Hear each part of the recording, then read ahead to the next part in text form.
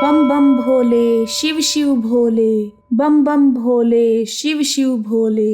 नमस्कार दोस्तों, आज मैं आप सभी के समक्ष सावन मास की शिवरात्रि की कथा प्रस्तुत कर रही हूँ।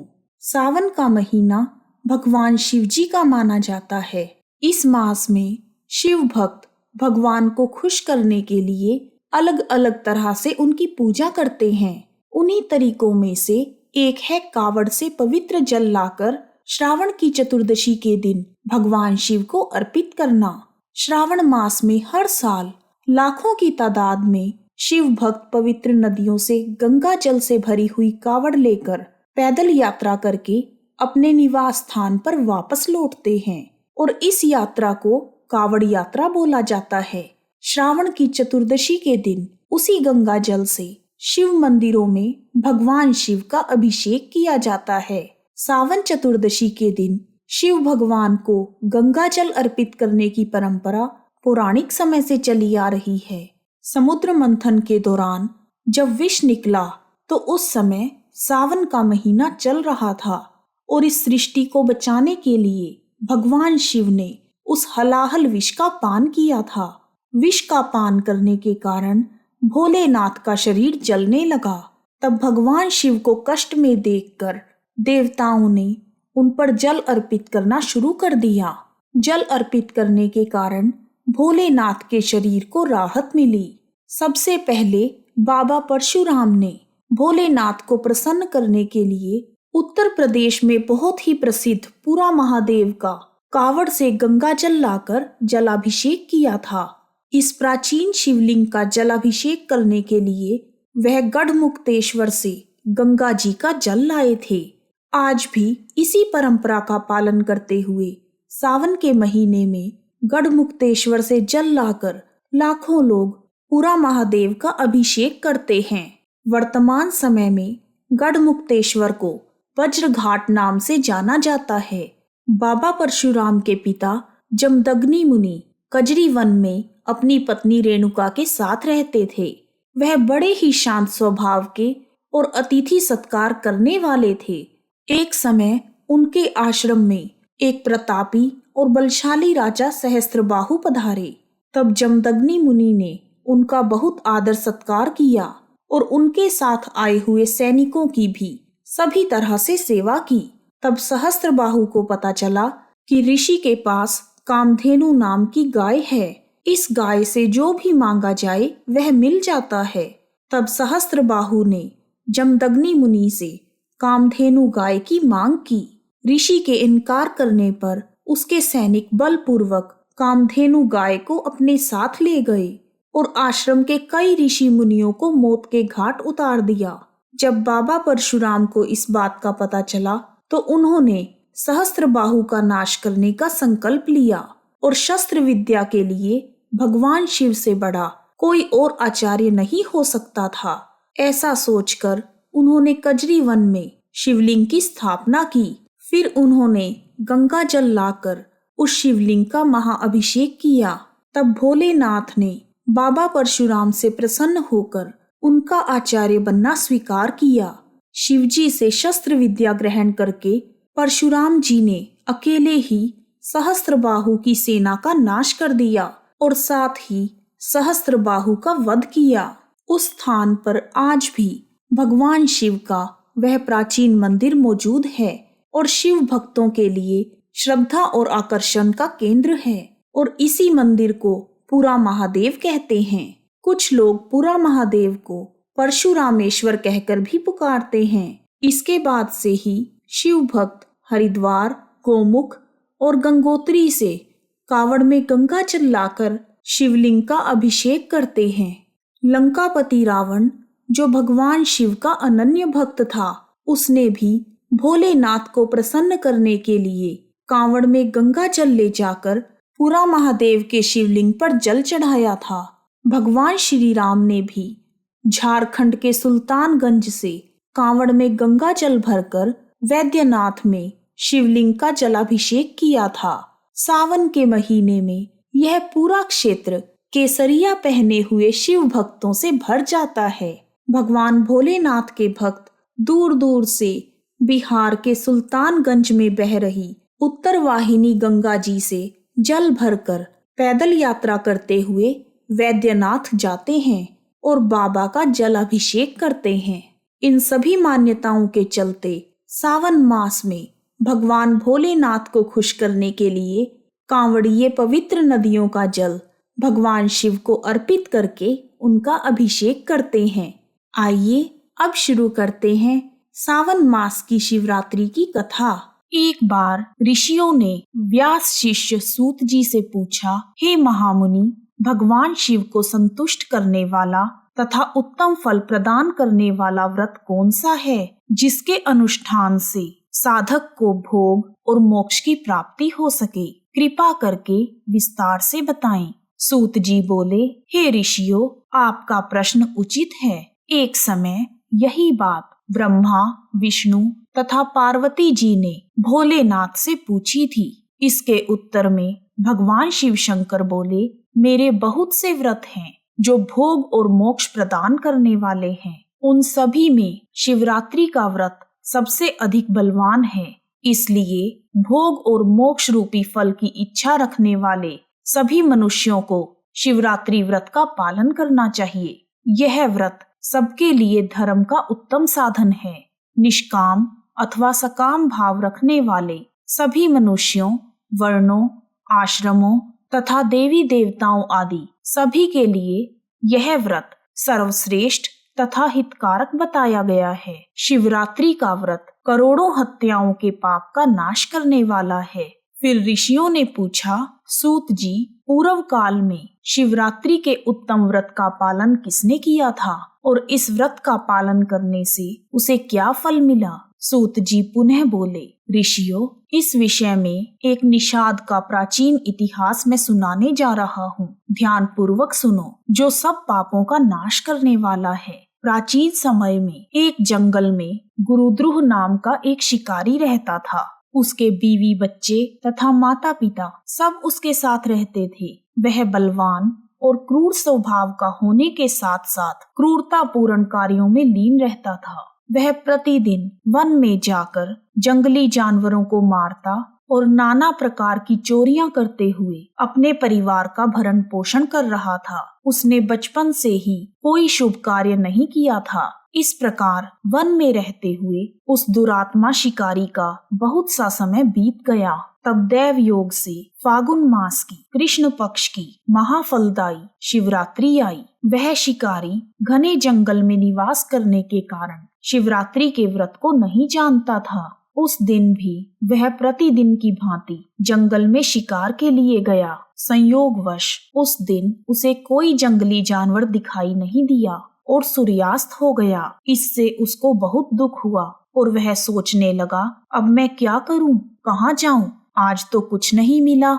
यदि मैं खाली हाथ घर जाऊंगा तो सभी की क्या दशा होगी? अतः मुझे कुछ लेकर जाना चाहिए। ऐसा सोचकर वह एक तालाब के पास जाकर खड़ा हो गया, जहाँ पानी में उतरने का घाट था। उसने सोचा, यहाँ कोई न कोई जीव पानी पीने के लिए अवश्य आएगा। मैं उसी को मारकर अपने साथ घर ले जाऊंगा। ऐसा सोचकर वह तालाब के किनारे बेल के पेड़ पर चढ़ गया और वहीं जल साथ लेकर बैठ गया। उसके मन में केवल यही चिंता थी कि कब कोई जीव आएगा, कब मैं उसका शिकार करूंगा और उसे घर लेकर जाऊंगा। इसी इंतजार में वह भूख प्यास से पीड़ित होकर उस पेड़ पर बैठा रहा। उसी पेड़ के नीचे एक शिवलिंग था जो धूल, मिट्टी और पत्तों के कारण दिखाई नहीं दे रहा था। उस रात के पहले पहर में एक प्यासी हिरनी वहां आई जो जोर जोर से चोकड़ी भर रही थी। उस हिरनी को देखकर वह शिकारी बड़ा खुश हुआ और तुरंत ही उसके शिकार के लिए अपने धनुष पर बाण चढ़ाने लगा। जैसे ही उसने बाण उठाया, उसके हाथ के धक्के से थोड़ा सा जल और बिल्व पत्र नीचे स्थापित शिवलिंग पर गिर गए। इस तरह अचानक ही उसने शिव भगवान की प्रथम प्रहर की पूजा संपन्न कर ली। उस पूजा के महात्म्य से शिकारी का बहुत सा पातक नष्ट हो गया। वहां होने वाली खड़खड़ाहट की आवाज को सुनकर हिरनी ने डर के मारे ऊपर देखा। शिकारी को देखते ही वह व्याकुल हो गई और बोली, हे व्याध, तुम क्या करना चाहते हो? मुझे सच सच बताओ। हिरनी की बात सुनकर वह बोला, आज मेरा परिवार भूखा है, मैं तुम्हें मारकर उनकी भूख मिटाऊंगा। तब हिरनी बोली, हे भील, मेरे मांस से अगर तुम्हें सुख होगा तो इससे बढ़कर महान पुण्य का कार्य क्या हो सकता है। परंतु इस समय मेरे बच्चे घर पर अकेले हैं, मैं उन्हें अपनी बहन को अथवा अपने स्वामी को सौंपकर वापस आ जाऊंगी। हे वनेचर, तुम मेरा विश्वास करो, सत्य से ही धरती टिकी हुई है, सत्य से ही समुद्र अपनी मर्यादा में है और सत्य से ही निर्झरों से जल की धाराएं गिरती हैं। सूत जी ने कहा, हिरनी के ऐसा कहने पर भी जब शिकारी ने उसकी बात नहीं मानी तब वह बोली, हे व्याध सुनो, मैं तुम्हारे सामने एक ऐसी शपथ खाती हूँ जिससे घर जाने पर मैं अवश्य ही तुम्हारे पास वापस आऊंगी। ब्राह्मण यदि वेद बेचे और तीनों काल संध्या ना करे तो उसे जो पाप लगता है, पति की आज्ञा उल्लंघन करके अपनी इच्छा के अनुसार कार्य करने वाली स्त्रियों को जिस पाप की प्राप्ति होती है, किए हुए उपकार को ना मानने वाले, भगवान शंकर से विमुख रहने वाले, दूसरों से द्रोह करने वाले, धर्म को लांघने वाले तथा विश्वासघात और छल करने वाले लोगों को जो पाप लगता है, उसी पाप से मैं भी लिप्त हो जाऊं यदि मैं यहाँ लौटकर ना आऊं। इस तरह अनेक प्रकार की शपथ खाकर जब हिरनी चुपचाप खड़ी हो गई तब उस शिकारी ने उस पर विश्वास करके कहा, अच्छा अब तुम अपने घर जाओ। तब वह हिरनी बड़ी खुशी के साथ पानी पीकर अपने घर चली गई। इतने में ही रात का पहला पहर शिकारी के जागते जागते बीत गया। तब उस हिरनी की बहन उसे ढूंढती हुई वहां पानी पीने के लिए रुक गई। उसे देखकर भील ने बाण को तरकश से खींचा। ऐसा करते समय पहले की तरह शिवलिंग के ऊपर जल और बिल्व पत्र गिरे और शिव शंभू की दूसरे पहर की पूजा संपन्न हो गई। हिरनी ने उसे बाण खींचते हुए देख लिया और पूछा, हे वनेचर, यह क्या कर रहे हो? तब शिकारी ने उत्तर दिया, मैं अपने भूखे परिवार को तृप्त करने के लिए तुम्हें मारूंगा। यह सुनकर वह हिरनी बोली, हे शिकारी, मेरा देह धारण सफल हो गया है, क्योंकि इस अनित्य शरीर के द्वारा तुम्हारा उपकार होगा। परंतु मैं यहाँ अपनी बहन को ढूंढ रही हूँ और छोटे छोटे बच्चों को घर में अकेले छोड़कर आई हूँ। मैं एक बार वापस जाकर उन बच्चों को अपने स्वामी को या अपनी बहन को सौंप दूं, फिर तुम्हारे पास लौट आऊंगी। तब शिकारी बोला, मुझे तुम्हारी बात पर विश्वास नहीं है, मैं तुम्हें अवश्य मारूंगा।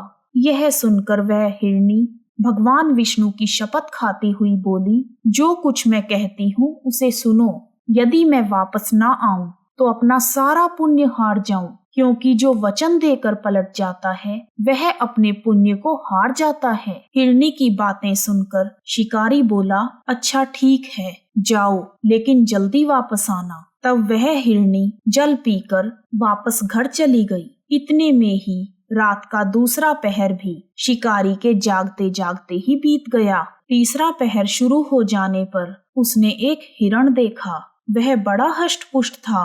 उसे देखकर शिकारी को बड़ी प्रसन्नता हुई और वह धनुष पर बाण रखकर उसे मारने के लिए तैयार हो गया। ऐसा करते समय प्रारब्धवश कुछ जल और बिल्व पत्र पुनः शिवलिंग पर गिरे, जिससे संयोगवश भगवान शिव की तीसरे पहर की पूजा भी संपन्न हो गई। इस तरह भगवान भोलेनाथ ने उस शिकारी पर अपनी दया दिखाई। पत्तों के गिरने का शब्द सुनकर उस मृग ने शिकारी की ओर देखा और पूछा, क्या कर रहे हो? तब शिकारी ने उत्तर दिया, मैं अपने परिवार को भोजन देने के लिए तुम्हारा वध करूंगा। शिकारी की बात सुनकर हिरण के मन में बड़ा हर्ष हुआ और तुरंत ही वह शिकारी से बोला, मैं धन्य हूँ, मेरा हष्ट पुष्ट होना सफल हो गया, क्योंकि मेरे शरीर से आपकी तृप्ति होगी। जिसका शरीर परोपकार के काम नहीं आता उसका सब कुछ व्यर्थ होता है। परंतु एक बार मुझे वापस जाने दो, मैं अपने बालकों को उनकी माता के हाथ में सौंपकर और उन सब को धीरज बंधाकर यहाँ लौट आऊंगा। उसके ऐसा कहने पर शिकारी को बड़ा विस्मय हुआ। उसका हृदय कुछ शुद्ध हो गया और उसके सारे पाप पुंज नष्ट हो गए। वह बोला, जो भी यहाँ आए वह सब तुम्हारी तरह बातें बनाकर चले गए, परंतु अभी तक नहीं लौटे। हे मृग, तुम भी इस समय संकट में हो, इसलिए झूठ बोलकर चले जाओगे, फिर आज मेरा जीवन निर्वाह कैसे होगा? तब हिरण ने कहा, हे व्याध, जिसकी वाणी झूठी होती है उसका पुण्य उसी क्षण नष्ट हो जाता है। यह सारा ब्रह्मांड सत्य पर ही टिका हुआ है। तुम मेरी सच्ची प्रतिज्ञा सुनो। संध्या काल में मैथुन तथा शिवरात्रि के दिन भोजन करने से जो पाप लगता है, झूठी गवाही देने से, किसी की धरोहर को हड़प लेने से जो पाप होता है, वही पाप मुझे भी लगे यदि मैं लौट कर ना आऊं। उसकी बातें सुनकर शिकारी बोला, जाओ, तुम भी जाओ, परंतु शीघ्र लौटना। शिकारी के ऐसा कहने पर हिरण पानी पीकर चला गया। जब हिरण घर पहुंचा तब उसने अपने परिवारजनों को शिकारी से की हुई प्रतिज्ञा बताई। हिरण की बात सुनकर दोनों हिरनियों ने अपने साथ घटी हुई पूरी घटना बताई। आपस में एक दूसरे के वृतांत को भली भांति सुनकर सत्य के पाश से बंधे हुए उन्होंने यही निश्चय किया कि वहां अवश्य जाना चाहिए। इस निश्चय के बाद वह तीनों अपने बालकों को आश्वासन देकर जाने के लिए उत्सुक हो गए। उस समय बड़ी हिरनी ने कहा, स्वामी, आपके बिना मेरे बच्चे कैसे रहेंगे? सबसे पहले मैंने वहां जाकर प्रतिज्ञा की है, इसलिए इस समय केवल मुझे जाना चाहिए, आप दोनों यहीं रहें। उसकी बात सुनकर छोटी हिरनी बोली, बहन, मैं तुम्हारी सेविका हूँ, इसलिए आज मैं ही व्याध के पास जाती हूँ, तुम यहीं रहो। दोनों हिरनियों की बात सुनकर हिरण बोला, तुम दोनों यहाँ रहो, क्योंकि शिशुओं की रक्षा माता से होती है। स्वामी की बात सुनकर उन दोनों हिरनियों ने धर्म की दृष्टि से उसे नहीं माना। वह दोनों अपने पति से प्रेम पूर्वक बोली, हे प्रभु, पति के बिना इस जीवन को धिक्कार है। तब उन सब ने अपने बच्चों को सांत्वना देकर उन्हें अपने पड़ोसियों के हाथ में सौंप दिया और स्वयं शीघ्र ही शिकारी के पास जाने के लिए तैयार हो गए। उन्हें जाते हुए देखकर उनके बच्चे पीछे पीछे चले गए। उन्होंने यह निश्चय किया कि जो गति हमारे माता पिता की होगी वही हमारी भी हो जाएगी। उन सबको एक साथ आया हुआ देखकर शिकारी बड़ा खुश हुआ। उसने धनुष पर बाण रखा। उस समय फिर से जल और बिल्व पत्र शिवलिंग के ऊपर गिरे और शिव भगवान की चौथे पहर की पूजा संपन्न हो गई और परिणाम स्वरूप शिकारी का सारा पाप तत्काल ही भस्म हो गया। इतने में ही दोनों हिरनियां और हिरण बोले, हे शिकारी, शीघ्र कृपा करके हमारे शरीर को सार्थक करो। उन तीनों की बात सुनकर शिकारी हैरान हुआ और शिव पूजा के प्रभाव से उसको ज्ञान प्राप्त हो गया। उसने सोचा, ये मृग ज्ञानहीन पशु होने पर भी धन्य हैं, सर्वथा आदरणीय हैं, क्योंकि अपने शरीर से ही परोपकार में लगे हुए हैं। मैंने मनुष्य जन्म पाकर भी कोई पुरुषार्थ नहीं साधा, हमेशा दूसरे के शरीर को पीड़ा देकर अपने शरीर का पालन पोषण किया है। हाय, ऐसे पाप करने से मेरी क्या गति होगी? मेरे जीवन को धिक्कार है। इस प्रकार ज्ञान संपन्न होकर शिकारी ने अपने बाण को रोक लिया